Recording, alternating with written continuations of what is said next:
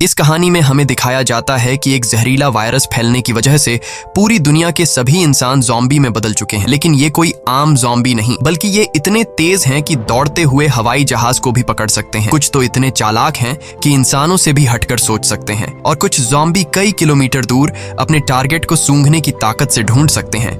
लेकिन इस खतरे से घिरी हुई दुनिया में अब सिर्फ 2 ही इंसान जिंदा बचे हैं। क्या ये दोनों सरवाइव कर पाएंगे या नहीं, जानते हैं आज की इस वीडियो में। कहानी की शुरुआत में हम एक लड़के को देखते हैं जो अपने कमरे में बैठकर टीवी पर कार्टून देख रहा होता है कि तभी अचानक टीवी का सिग्नल चला जाता है और स्क्रीन पर एक इमरजेंसी रिपोर्ट आने लगती है। ये खबर उस लड़के की मुस्कुराहट छीन लेती है। टीवी में बताया जाता है कि दुनिया भर में एक बहुत ही जहरीला वायरस फैल गया है, जिससे इन्फेक्टेड लोग कुछ मिनटों के अंदर भयानक ज़ॉम्बी जैसे बन जाते हैं। ये वायरस बहुत तेजी से फैलता है और पूरी दुनिया इस वायरस की चपेट में आ चुकी है। टीवी में बताया जाता है कि जो भी ये खबर सुन रहा है वो जल्दी से खुद के लिए कोई सेफ जगह देख ले। लड़का ये सब देख ही रहा होता है कि अचानक ऊपर के कमरे से अजीब तरह की आवाज आती है। वो आवाज सुनकर लड़के के गले में सांसें अटक जाती हैं। लड़का धीरे धीरे ऊपर जाकर देखता है तो पता चलता है कि ये उसकी बड़ी बहन का मजाक था। उसके बाद ये दोनों लड़के अपनी माँ के कमरे की तरफ जाते हैं और वहां जाकर ये देखते हैं कि उनकी माँ बहुत परेशान है।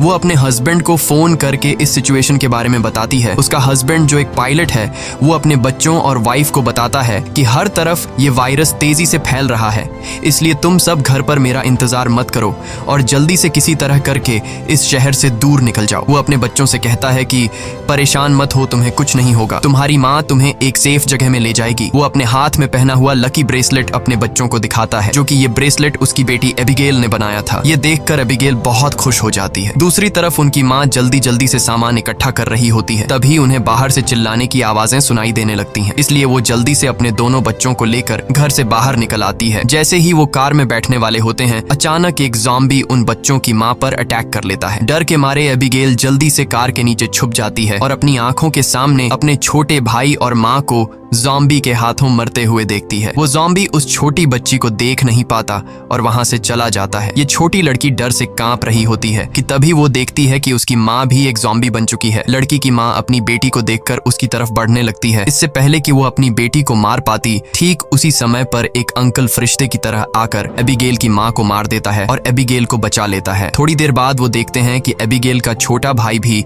ज़ॉम्बी में कन्वर्ट हो रहा है, इसलिए वो आदमी लड़की को कान बंद करने के लिए कहता है और उसके ज़ॉम्बी बन चुके छोटे भाई को भी गोली मार देता है। अब इसके बाद 10 साल के बाद का सीन दिखाया जाता है और हम देखते हैं कि ज़ॉम्बी वायरस की वजह से इंसानी सभ्यता पूरी तरह से बर्बाद हो चुकी है। कभी रोशनी से चमकने वाले शहर अब वीरान हो चुके हैं और अब तक सारे इंसान या तो मर चुके हैं या फिर ज़ॉम्बी बनकर इधर उधर भटक रहे हैं और सिर्फ 2 ही लोग जिंदा बचे हैं। वो छोटी लड़की एबिगेल जिसे अंकल ने बचाया था, अब वो बड़ी हो चुकी है। उस दिन से लेकर अब तक एबिगेल अंकल जैक की नजरों में पली बढ़ी और जैक ने उसे ट्रेन करके ज़ॉम्बी से लड़ना सिखा दिया है। उस दिन अगर उसकी लाइफ में जैक नहीं आता तो एबिगेल अब तक मर चुकी होती, इसलिए एबिगेल जैक को अपना पिता मानती है। इतने सालों तक जंगल में अकेले रहने के बाद एबिगेल को बहुत ही लोनली महसूस हो रहा होता है। उसकी सबसे बड़ी इच्छा है कि उसे कोई इंसानी बस्ती मिल जाए जहां वो लोगों के साथ मिलकर रह सके, लेकिन जैक को लोगों के बीच रहना बिल्कुल भी पसंद नहीं। रात को जब वो दोनों जंगल में कैंप लगाकर सो रहे थे, तभी किसी की आवाज से जैक की आंख खुल जाती है। वो धीरे से अपने कैंप से बाहर निकलकर देखता है कि तभी एक ज़ॉम्बी जैक पर हमला कर देता है, लेकिन जैक लगातार गोलियां चलाकर उसे मार देता है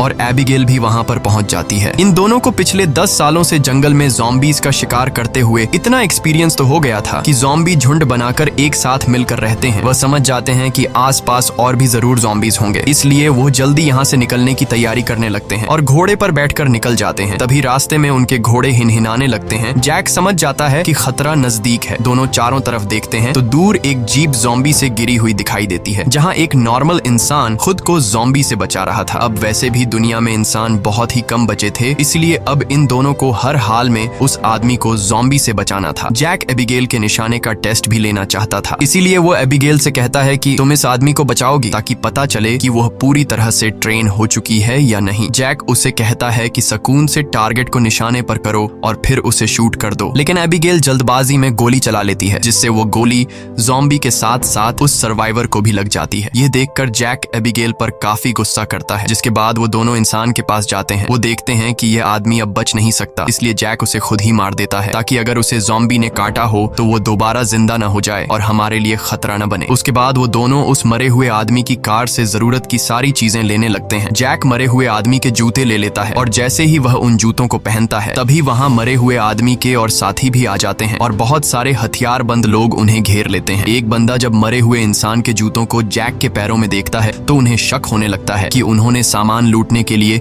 उनके साथी को मारा है। जब ये लोग जैसे ही इन दोनों को मारने लगते हैं तभी एक प्रेग्नेंट लेडी कार से उतरती है और अपने साथियों से इन दोनों को छोड़ने के लिए कहती है। तभी काला घोड़ा फिर से इन्हें वार्निंग देता है और अगले ही पल दूर जंगल से तेज आवाजें आने लगती हैं। बहुत सारे ज़ॉम्बी तूफान की तरह चारों तरफ से उनकी ओर बढ़ने लगते हैं। वो लोग इतने तेज रफ्तार से आते हैं कि उन्हें भागने का मौका नहीं मिलता, इसलिए हथियार निकालकर वहीं मुकाबला करते हैं। यहाँ सबके पास हथियार तो थे मगर ज़ॉम्बी की तादाद काफी ज्यादा थी, इसलिए वो एक एक करके ग्रुप के बहुत से लोगों को काट लेते हैं। बचे हुए लोगों के पास छुपने की कोई जगह नहीं होती और जल्द ही यह बहुत ही कम लोग बच जाते हैं। एक मजबूत आदमी बदकिस्मती से ज़ॉम्बी के काटने का शिकार हो जाता है, इसलिए वह खुद को गोली मारना चाहता है लेकिन उसके बंदूक में गोलियां खत्म हो जाती हैं। अब उन्हें पता चल चुका था कि वो उनसे लड़ नहीं पाएंगे, इसलिए एबिगेल प्रेग्नेंट लेडी को लेकर गाड़ी में बैठाती है। गाड़ी में प्रेग्नेंट लेडी का हस्बैंड भी बैठा होता है और जैक गाड़ी स्टार्ट करके जल्दी से वहां से निकल जाते हैं। पूरे ग्रुप में अब ये सिर्फ 4 लोग ही बचे थे, बाकी सब ही ज़ॉम्बीज के शिकार हो चुके थे। एक काले चेहरे वाला ज़ॉम्बी अपने साथियों को मरा हुआ देखकर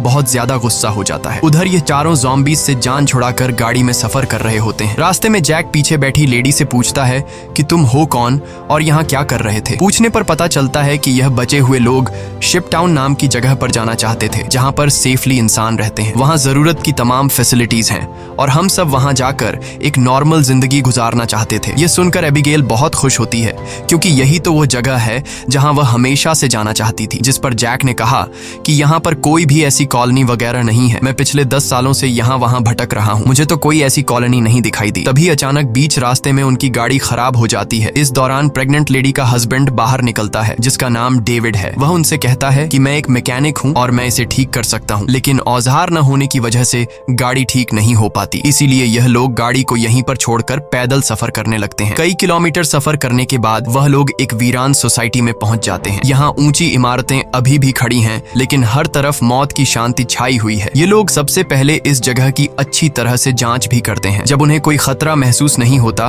तो यह लोग रात यहाँ गुजारने का फैसला करते हैं। रात को वह लोग आग जलाकर खाना पकाते हैं। एबिगेल शिप टाउन नाम के उस जगह पर जाने के लिए बहुत बेताब थी। वह उस प्रेग्नेंट औरत से उस जगह के बारे में बातचीत करने लगती है। प्रेग्नेंट औरत उससे बताती है कि हमारा पहले से उस शिप टाउन में रहने वाले लोगों के साथ रेडियो पर कांटेक्ट हो चुका है। वह एक बहुत ही खूबसूरत जगह है जहां हम आजादी से रह सकते हैं। ये बातें सुनकर एबिगेल की आंखों में चमक उठी। दूसरी तरफ जैक बाहर चारों ओर जाल बिछा देता है ताकि अगर वह लोग सो भी जाए तो खतरा करीब होने पर फौरन पता चले। जैक अंदर आकर एक मैप निकालता है और सबको समझाता है कि वो मेगन और डेविड को कुछ दूर तक पहुंचाएगा और उसके बाद दोनों अलग अलग रास्ते पर चले जाएंगे। लेकिन एबिगेल जैक के इस फैसले से खुश नहीं थी। वह जैक के पास जाकर उससे बहस करती है कि डेविड अपनी प्रेग्नेंट वाइफ को उस जगह तक सेफली नहीं पहुंचा पाएगा, इसलिए हमें उनके साथ चलना चाहिए। जैक कहता है हमें समझदारी से काम लेना चाहिए। देखो, जहां लोग ज्यादा होते हैं वहां पर खतरा भी ज्यादा होता है। लेकिन एबिगेल जैक के इस फैसले से नाराज होकर चली जाती है। हालांकि दोनों को ये नहीं पता होता कि वह काले चेहरे वाला ज़ॉम्बी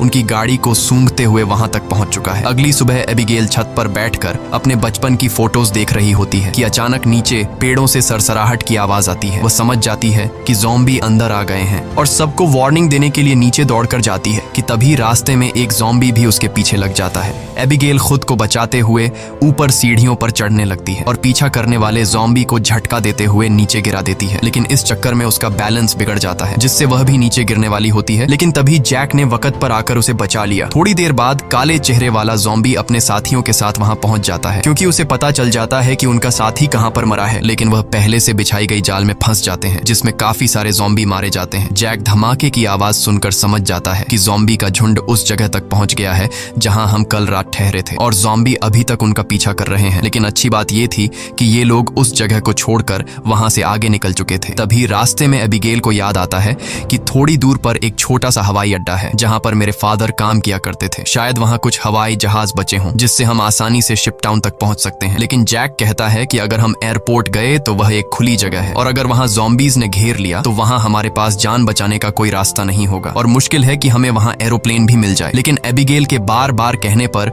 वह वहां जाने के लिए मान जाता है, जिसके बाद ये लोग एयरपोर्ट आ गए। लेकिन यहाँ पर कोई भी एरोप्लेन नहीं था। जैक कहता है, देखा, मैंने कहा कहा था यहाँ पर कोई भी एरोप्लेन नहीं होगा। लेकिन जब वह लोग वहाँ पर एक छोटे से गराज में पहुँचते हैं तो गराज का दरवाजा खोलते ही लकीली वहाँ उन्हें एक छोटा एरोप्लेन मिल जाता है। ये देखकर ये लोग बहुत खुश हो जाते हैं क्योंकि अब उनका शिप टाउन तक पहुँचने का रास्ता आसान हो गया। लेकिन ये हवाई जहाज बहुत दिनों से इस्तेमाल नहीं हुआ था, इसलिए मैकेनिक डेविड कहता है कि उसे ठीक करने की जरूरत है। ज्यादा नहीं, मैं उसे 10 से 15 मिनट के अंदर ठीक कर दूंगा। जब तक डेविड एरोप्लेन को ठीक करता तब तक जैक और एबिगेल एयरपोर्ट में कुछ काम की चीजें ढूंढने लग जाते हैं। तभी डेविड दूरबीन से देखता है कि दूर से बहुत सारे ज़ॉम्बीज आ रहे हैं जो बहुत जल्द एरोप्लेन तक पहुंच जाएंगे। वह लोग दौड़ कर आते हैं और उन दोनों को वार्न करते हैं कि हमें जल्दी से एरोप्लेन को स्टार्ट करना होगा, नहीं तो ज़ॉम्बी यहाँ पहुंचकर हमें मार देंगे। एबिगेल जल्दी से पायलट की सीट पर बैठ जाती है, वहाँ पर मौजूद बुक्स को रीड करती है। उसके फादर पायलट थे, इसलिए उसने अपने फादर से एयरप्लेन को कंट्रोल करने की थोड़ी बहुत जानकारी सीखी थी। और जैक ज़ॉम्बीज को शूट करके उन्हें रोकने की कोशिश करता है। एबिगेल जैसे तैसे करके एरोप्लेन को स्टार्ट कर लेती है, लेकिन तब तक बहुत देर हो चुकी थी। वहाँ बहुत सारे ज़ॉम्बी रनवे तक पहुंच जाते हैं। उनकी रफ्तार काफी तेज थी और उनमें से एक ज़ॉम्बी एरोप्लेन के दरवाजे तक पहुंच भी जाता है, लेकिन जैक उसे गोली मारकर एरोप्लेन को उसे छुड़ा लेता है और एबिगेल जहाज के कंट्रोल को समझ जाती है। इस तरह से ये लोग जहाज को टेक ऑफ कर लेते हैं। हवाई जहाज में बैठे सभी लोग बहुत खुश हैं क्योंकि वो जल्द ही सीधे शिप टाउन पहुंच जाएंगे। लेकिन ये खुशी थोड़ी ही देर की मेहमान थी। जैसे ही ये लोग थोड़ा सा आगे गए तो अचानक जहाज के इंजन में से धुआं निकलने लगा क्योंकि ये जहाज पिछले 10 सालों से हवा में सफर नहीं कर पाया था, इसीलिए इसका इंजन ब्लास्ट हो जाता है और प्लेन नीचे की तरफ जाने लगा। जैक समझदारी से काम लेते हुए एरोप्लेन का एक पेड़ में क्रैश लैंड करता है, जिससे उन्हें थोड़े बहुत चोट तो आ जाते हैं पर इनकी जान बच जाती है। प्लेन तो अब इस्तेमाल लायक नहीं बचा था, इसलिए अब उन्हें दोबारा फिर से पैदल सफर करना पड़ेगा। काफी दूर तक पैदल चलने के बाद वो लोग एक सुनसान रेलवे स्टेशन तक पहुंच जाते हैं। रात हो चुकी थी। ये लोग आसपास खतरा चेक करते हैं। जब उन्हें कोई भी ज़ॉम्बी नहीं नजर आता तो ये लोग यहीं पर रात गुजारने का फैसला कर लेते हैं। वो लोग मैप पर अपना लोकेशन देखते हैं, जिससे उन्हें पता चलता है कि अब ये लोग शिप टाउन से सिर्फ 2 दिन की दूरी पर हैं। यहाँ वो प्रेग्नेंट लेडी जैक के पास आती है और जैक का शुक्रिया अदा करती है। वो जैक से कहती है कि अगर तुम ना होते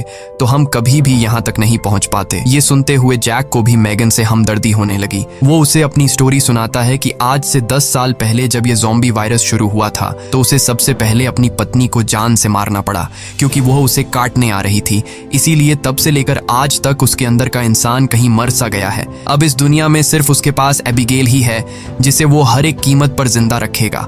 और जैक मैगन से ये भी कहता है कि अब उसका इरादा बदल चुका है। मैं अब सबसे पहले तुम्हें शिप टाउन तक पहुंचाऊंगा, जिसे सुनकर मैगन बहुत खुश हो जाती है। दूसरी तरफ हम देखते हैं कि मैगन का हस्बैंड डेविड अपने सर पर गन रखकर खुद को मारने की कोशिश करता है। दरअसल उसके पैर में एक ज़ॉम्बी ने काट लिया था, लेकिन अभी तक डेविड ज़ॉम्बी नहीं बना था क्योंकि वो घाव बहुत ही छोटी है, इसीलिए उसके ज़ॉम्बी बनने की रफ्तार काफी स्लो चल रही है। अब उसने फैसला किया कि वो अपनी पत्नी मैगन को इस शिप टाउन तक पहुंचाकर खुद को उससे दूर कर लेगा। अगली सुबह ये चारों फिर से अपना सफर जारी रखते हैं। तब रास्ते में जैक को डेविड की हरकतें कुछ अजीब लगने लगती हैं। जैक समझ गया कि ये इन्फेक्टेड है, इसीलिए वह उसे पकड़कर एक खाली जगह में ले जाता है जहां उसकी वाइफ और एबिगेल नजर नहीं आती। वो डेविड की पैंट को ऊपर करता है और उसे ज़ॉम्बी का काटा हुआ निशान नजर आ जाता है। अब जैक को ये बात कंफर्म हो चुकी थी कि डेविड जल्द ज़ॉम्बी बनने वाला है। जैक उससे कहता है कि बताओ तुम खुद से मरना पसंद करोगे या फिर मैं मारूं। डेविड कहता है मैं किसी को नुकसान नहीं पहुंचाऊंगा और अगर ऐसी नौबत आ भी गई तो मैं खुद को ही मार दूंगा। इसीलिए वो डेविड को छोड़ देता है। चलते चलते रात हो जाती है और आगे उन्हें एक घर दिखाई देता है। जैक बंदूक तान कर आगे बढ़ने लगता है। तभी अचानक एक तेज लाइट चमकती है और उन्हें स्पीकर के जरिए से कहा जाता है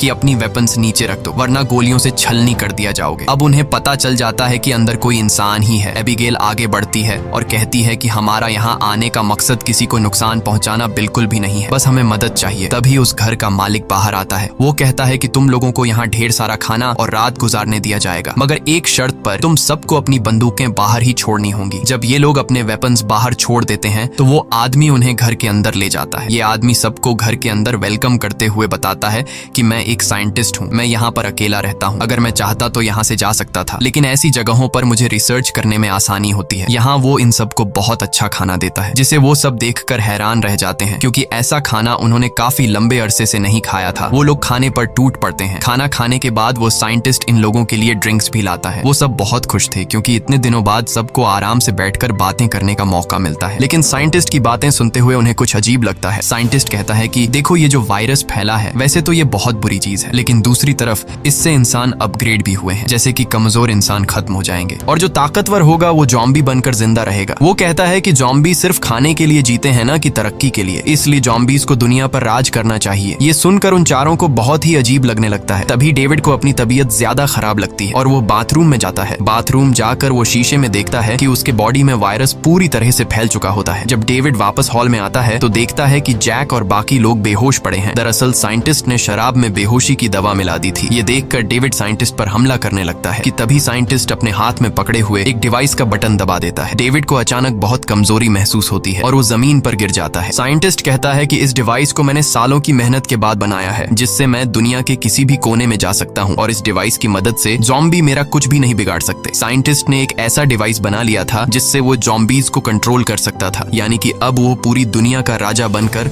सबको अपने इशारों पर नचवाएगा। उसके बाद डेविड बेहोश हो जाता है और जब डेविड को दोबारा होश आता है तो वो देखता है कि उसे और उसके साथियों को बांध दिया गया है और अब साइंटिस्ट उन चारों पर एक्सपेरिमेंट करने वाला है। ये सब करने के बाद साइंटिस्ट कहता है कि क्या तुम लोग मेरी वाइफ से मिलना चाहोगे। उसके बाद हम साइंटिस्ट की वाइफ को देखते हैं जो कि एक ज़ॉम्बी थी और साइंटिस्ट ने उसे पिंजरे में बंद कर रखा था और वो इंसानों को पकड़कर उसे खिलाता था। ये डिवाइस भी साइंटिस्ट ने अपनी बीवी पर एक्सपेरिमेंट करके बनाई थी। साइंटिस्ट जब पिंजरे का दरवाजा खोलता है तो उसकी वाइफ सबसे पहले उसी पर अटैक करने लगती है, लेकिन साइंटिस्ट उसे कंट्रोल करके उन चारों की तरफ भेज देता है। वो जैक पर हमला कर देती है, लेकिन वो उसे लात मारकर पीछे धकेल देता है। लेकिन तभी डेविड वायरस की ताकत से रस्सी तोड़ देता है और अपने बाकी साथियों को भी छुड़ा देता है। घर का मालिक खतरा भांपकर तुरंत भाग जाता है। उसके बाद वो चारों भी अपना सामान लेकर जल्दी से बाहर निकल आते हैं। लकीली बाहर उन्हें साइंटिस्ट की गाड़ी मिलती है और ये चारों उसी में बैठकर जंगल की तरफ निकल जाते हैं। लेकिन साइंटिस्ट हार नहीं मानने वाला था। वो अपने डिवाइस के जरिए ज़ॉम्बी के झुंड को कंट्रोल करके उनका पीछा करवाता है। जैक गाड़ी की स्पीड को बढ़ाकर ज़ॉम्बीज को काफी पीछे छोड़ देता है, लेकिन आगे का रास्ता बंद था। अब उनके पास पैदल जाने के अलावा और कोई चारा नहीं है। थोड़ा सा आगे पैदल चलने के बाद ज़ॉम्बी दोबारा उन तक पहुंच जाते हैं। डेविड जान जाता है कि उसके पास ज्यादा वक्त नहीं है, वो कुछ ही देर बाद ज़ॉम्बी बन जाएगा, इसलिए वो उन लोगों से आगे बढ़ने को कहता है और खुद पीछे रहकर ज़ॉम्बी को रोकने का फैसला करता है। लेकिन उसकी वाइफ उसे जाने नहीं देना चाहती थी, जिस पर डेविड कहता है कि तुम्हें हमारे बच्चे के लिए जिंदा रहना होगा और ये सब मैं अपने आने वाले बच्चे के लिए कर रहा हूँ। उसके बाद डेविड ज़ॉम्बी से लड़ पड़ा और बड़ी बहादुरी से उनका सामना करने लगा। काफी देर तक वो ज़ॉम्बी उसको रोक लेता है और उसके साथी ज़ॉम्बी से काफी दूर चले जाते हैं, लेकिन तभी एक ज़ॉम्बी आकर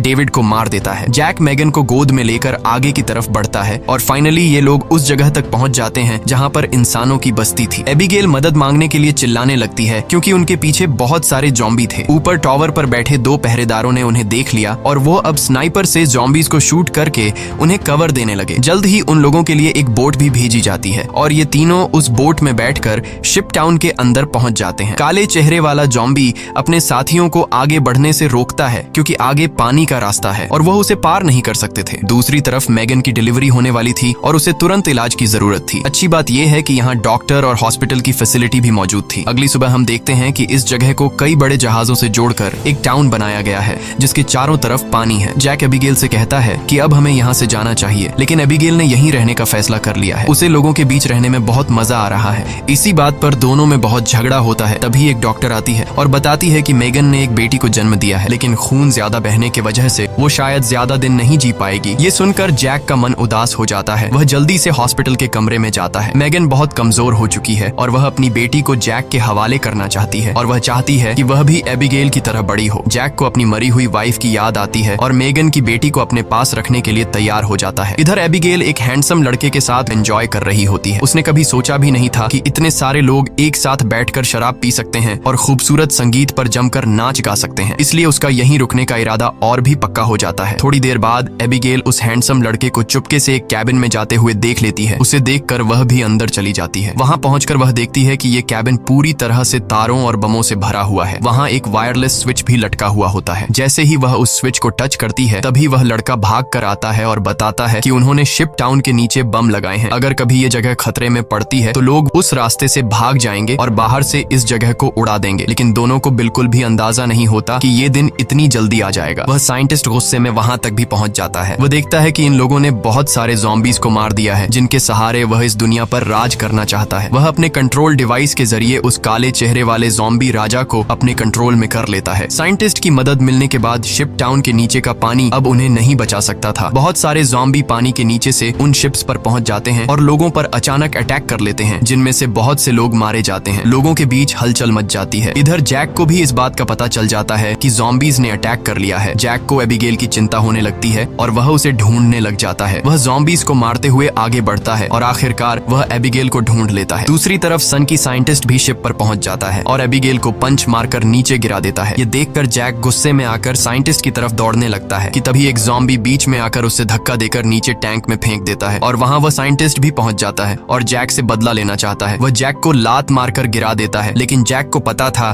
कि साइंटिस्ट से लड़ना फुदूल है, इसीलिए वह साइंटिस्ट पर हमला करके उसके हाथ में लगे डिवाइस को दीवार से मारकर तोड़ देता है। अब साइंटिस्ट के पास ज़ॉम्बीज को कंट्रोल करने की पावर नहीं रही, जिसके बाद बूढ़ा साइंटिस्ट जल्द ही ज़ॉम्बी का शिकार बन जाता है। अच्छी बात यह थी कि इस कैंप में पहले से ही भागने का रास्ता बना हुआ था। बहुत सारे बचे हुए लोग सुरंग के रास्ते नदी के दूसरे किनारे पर पहुंच जाते हैं। जब वह बम चालू करने वाले होते हैं तो वह हैंडसम लड़का बटन नहीं दबाता, क्योंकि एबिगेल अभी भी शिप पर है। अब जैक और एबिगेल बाहर की तरफ भागने लगते हैं, लेकिन पीछे से ज़ॉम्बी राजा एबिगेल को पकड़ लेता है। तभी जैक तेजी से उस ज़ॉम्बी को लकड़ी से सर पर मार देता है, जिससे वह पीछे गिर जाता है। अचानक एबिगेल की नजर गलती से उस ज़ॉम्बी राजा के हाथ में बंधे ब्रेसलेट पर पड़ती है। ये वही ब्रेसलेट था जो उसने बचपन में अपने हाथों से अपने पिता के लिए बनाया था। वह समझ जाती है कि ये ज़ॉम्बी उसके पिता हैं, लेकिन अब वह इंसान नहीं बल्कि ज़ॉम्बी बन चुका था। यहाँ पर जैक उसे हाथ से पकड़कर जबरदस्ती खींचकर भागने को कहता है। वह हैंडसम लड़का दोनों को भागते हुए देखकर तुरंत वायरलेस रिमोट का बटन दबा देता है और पूरा शिप टाउन राख में बदल जाता है। हालांकि इन सबकी लड़ाई भी खत्म नहीं हुई थी। कैंप का सरदार अपनी गर्दन पकड़कर आता है,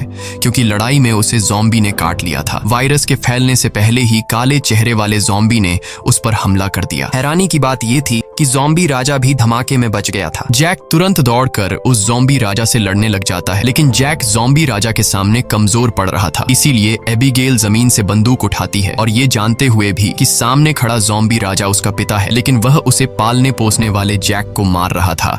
इसलिए एबिगेल बिना सोचे समझे उस काले चेहरे वाले ज़ॉम्बी राजा को गोली मार देती है, क्योंकि अगर वह उसे गोली नहीं मारती तो वो ज़ॉम्बी राजा वहां पर मौजूद सब लोगों को मार देता। उसके बाद जैक और एबिगेल गले लगते हैं और अब जैक, एबिगेल और बचे हुए लोग दूर समुद्र में एक सुनसान द्वीप की तरफ देखते हैं और वहीं एक नई इंसानी बस्ती बसाने का फैसला करते हैं। इसी के साथ ये कहानी खत्म हो जाती है। अगर वीडियो आपको अच्छी लगी हो तो हमारे चैनल को सब्सक्राइब और वीडियो को लाइक जरूर कीजिएगा।